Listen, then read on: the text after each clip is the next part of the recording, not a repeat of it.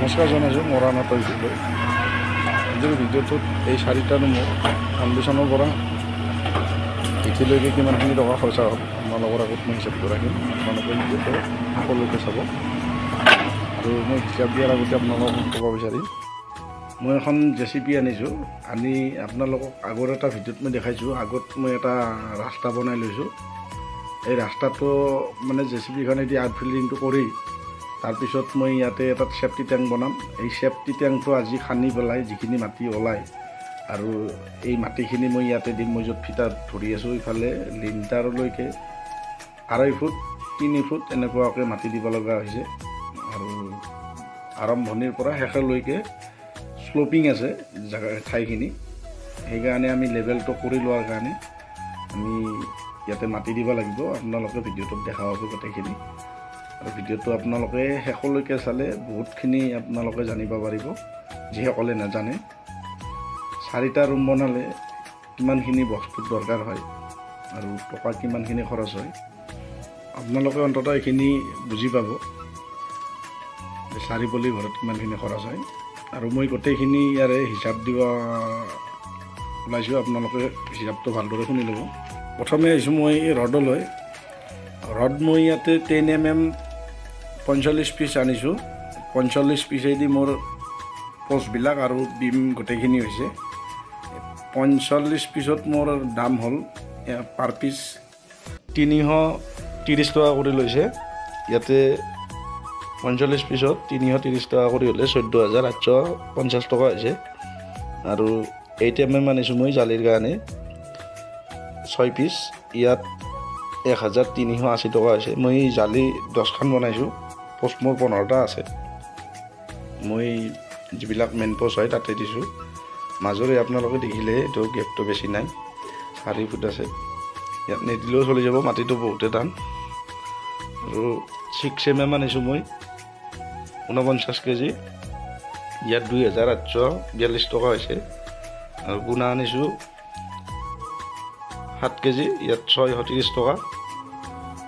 তাৰপিছত ইটা মোৰ খৰচা হৈছে 1250টা ইটা।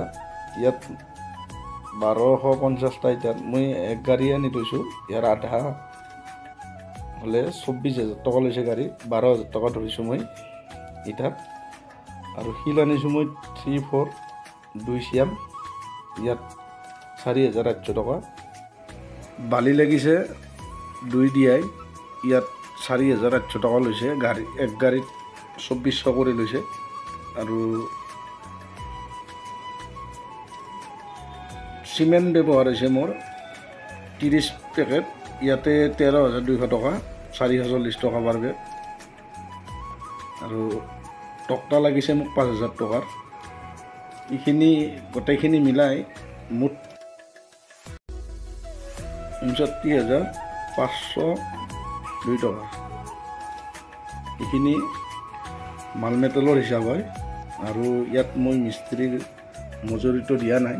আপোনালোকে যদি মেকিং চাৰ্জটো ইয়াত ধৰি দিয়ে মিস্ত্ৰীৰ তেতিয়াহ'লে লাখৰ ওচৰা-ওচৰি হ'ব। আৰু মই ইয়াতে গোটেইখিনি ঠিকা লোৱাই আছে। সেয়েহে মই আপোনালোকক মিস্ত্ৰীৰ মেকিং চাৰ্জটো ধৰি দিয়া নাই। আপোনালোকে মেকিং চাৰ্জটো ইয়াতে যোগ কৰি ল'ব। হাজিৰা দিয়ে ঠিকা দিয়ে এইটো আপোনালোকে যোগ কৰি ল'ব। আৰু মই আপোনালোকক কোৱাৰ দৰে এইটো ৰাস্তাটো হয়। এইটো ৰাস্তাটো মই ধুনীয়াকৈ বনাই আহিছোঁ। বনাই তাৰপিছত মই সেফটি ট্যাঙ্কৰ গাঁটাটো খান্দিছোঁ। আৰু যিসকলে মোৰ চেনেলটো নতুনকৈ চাই আছে চেনেলটো ছাবস্ক্ৰাইব কৰি দিব। আৰু আগলৈ আপোনালোকে এনেকুৱা নতুন ভিডিঅ'বোৰ পাই থাকিব। আৰু কিবা সুধিব লগা জানিব লগা থাকিলে মোক কমেণ্টত জনাই দিব। মই আপোনালোকক ৰিপ্লাই দিয়াৰ কাৰণে চেষ্টা কৰি যাম। আৰু এয়া মোৰ ৰাস্তাটো মই ধুনীয়াকৈ এইটো বনাই লৈ এই ৰাস্তাটোদি মই ইটা বালি গোটেইখিনি মই আনিব পাৰিম। আৰু যিহেতু ঘৰটো বহুতখিনি ডাঙৰ হয়, ইয়াতে প্ৰায় 4 গাড়ীৰ ওপৰত ইটা লাগিব। আৰু 10,000 ইটা, 4 গাড়ীত 10,000 হ'ব। 10,000 ইটা আৰু বহুত দূৰৰ পৰা টানাটো দিগদাৰ হৈ যাব।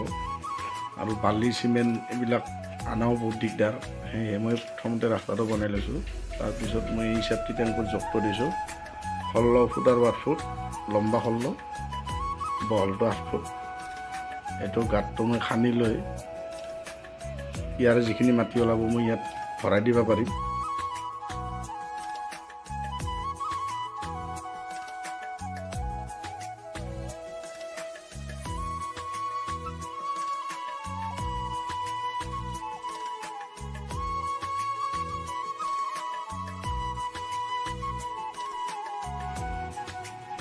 আৰু গোটেইখিনি মই জেচিবিজনৰ ড্ৰাইভাৰটোক বুজাই দিছোঁ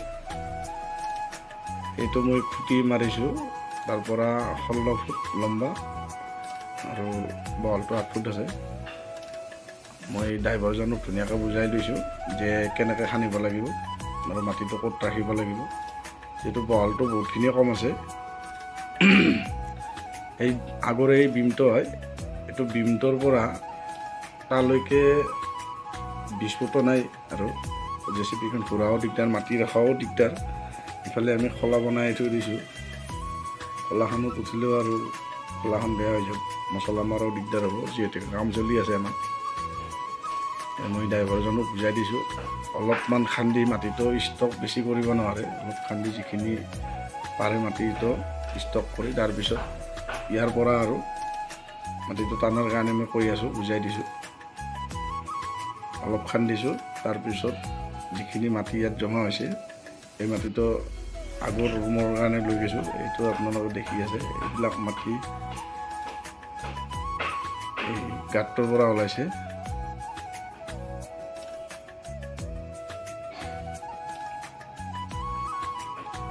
এই গোটেইখিনি এই গাঁতটোৰ পৰাই ওলাইছে মাটি আৰু আজি মই আপোনালোকক ফাউণ্ডেশ্যনৰ পৰা হিচাপটো দিলোঁ মাটিৰ আউটফিল্ডিং কিমানখিনি টকা খৰচ হয় পিণ্টত ভৰোৱাখিনি এইটো মই আপোনালোকৰ আগত হিচাপটো ৰাখিম এটা ভিডিঅ'ৰ জৰিয়তে আজিৰ ভিডিঅ'ত মোৰ ক'ব লগা ইমানখিনিয়ে ধন্যবাদ